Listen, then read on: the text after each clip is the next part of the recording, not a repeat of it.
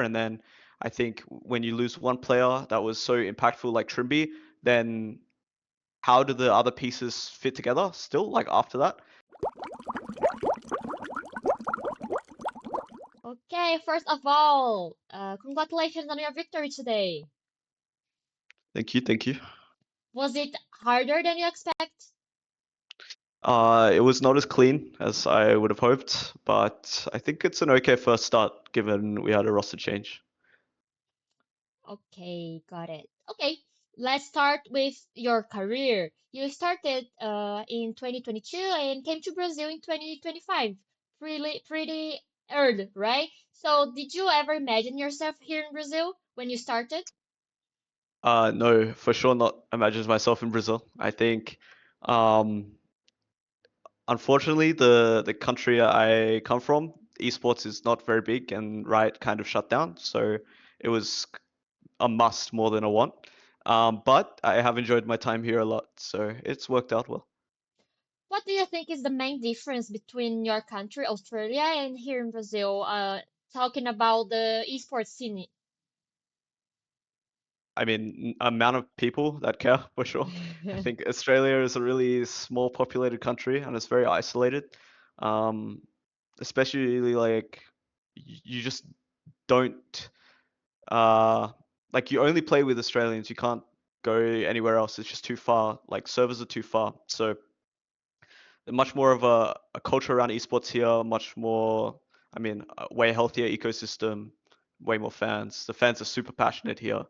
Yeah, it's just bigger and better in general, I guess, for esports. Oh, yes, I got it. I agree with the part of the passionate fans. Yeah, for sure. And okay, let's talk about VKS Cage. So, what about the team who won in 2025? Only Muriel remains. What happened to cause such a winning lineup to split up like that? I think in general, creating rosters is something that is really hard, and a lot of luck is involved. I think you see, especially with G2, they swap rosters every 2 years. That there are some downsides keeping the same roster. There is built up emotions. There is unresolved issues that continue. There is people get too relaxed. There's a many number of reasons why something doesn't work out. I'm really sad how it worked out. I loved every coaching every player on that roster. Um, and I'm very fond of each of them. I think uh, it's just something that's natural in esports that keeping the same roster uh, is in the minority of what normally happens, right? Um, yeah, I don't think it's because Miru's the best out of them or anything. I just think that's just how it happened, and a lot of different factors are involved, and mostly luck as well.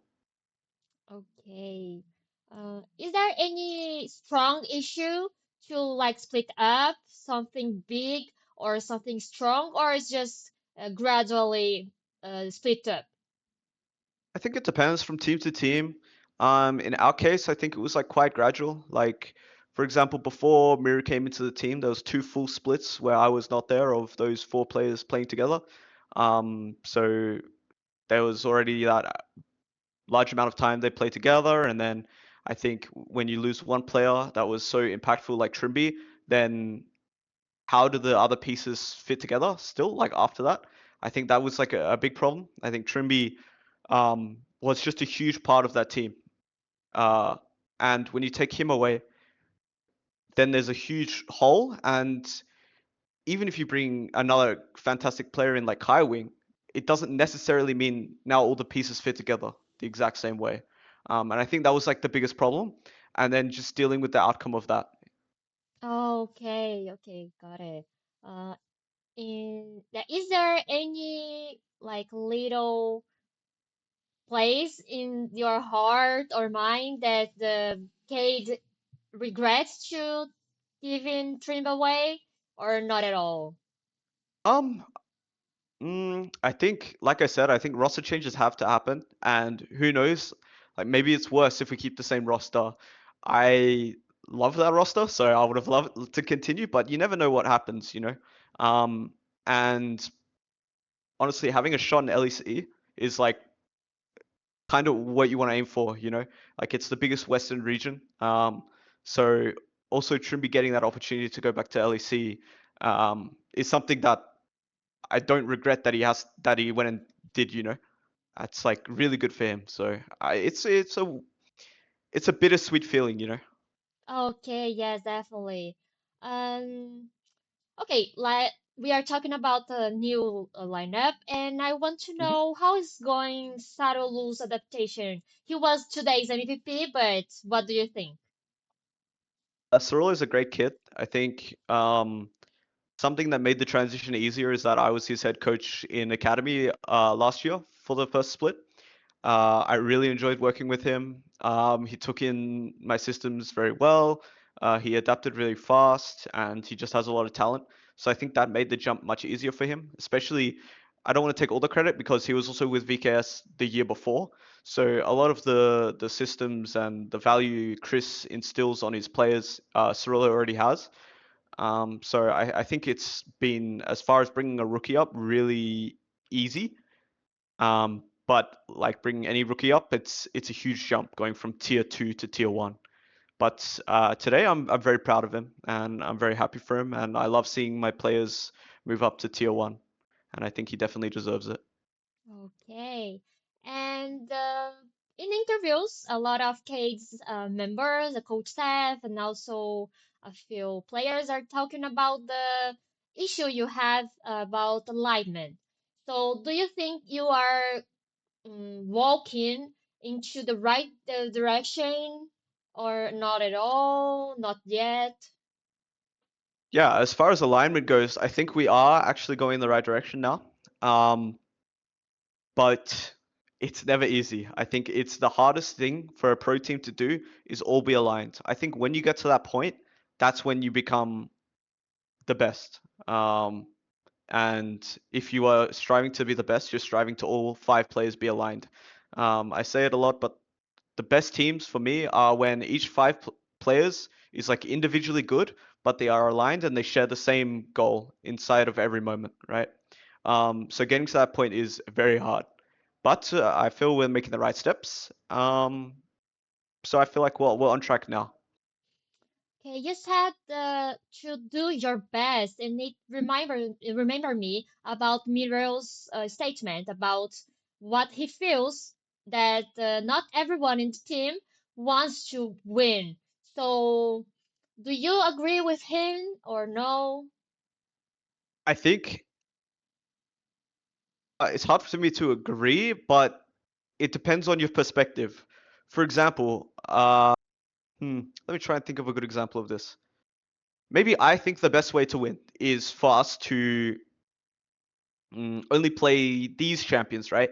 And then if my player thinks, no, we should do this, just as an example, then maybe they think I'm not doing everything in my power to win. You know, it's all about perspective. I think from Mira's perspective, I can understand how it feels like that. Um, but I see my players trying really hard just day to day. So especially now, and if they're not, it's a performance field. It's based off your performance. If you're not here to win and try your best, you're not going to get a team, whether it's here at VKS, whether it's at any other team. So the only person that it really harms if they are truly not trying their best to win is themselves, and eventually that'll happen. Um, so I can see where he's coming from. I think it's just based on perception, and I think another way to think about it is oftentimes you'll, especially in my career, I finished a year and I've looked back and I felt like I could have done so much better. But at the time, I felt like I was trying really hard. So it just comes down to perspective, I think, and that's a good way to put it. Oh, got it. And how is coaching staff dealing with this Miro's feeling? I think enabling Mirror to feel like we are all trying our best to win is a big one. Making sure he feels satisfied with our practice, especially. I think practice is something we've had a problem with all year. Um, but I feel like if he sees changes and, for example, we see changes and going in the right direction, I think there's no problem at all. But for sure, if a player feels like this, it needs to be looked at. Muito obrigada por assistir o vídeo até aqui. Não se esqueça de deixar o seu like, se inscrever no canal e ativar o sininho. E se você curtiu o conteúdo e quiser me apoiar, você pode me mandar uma gorjeta com direito a recadinho lá na Coffee. É só clicar aqui no link embaixo.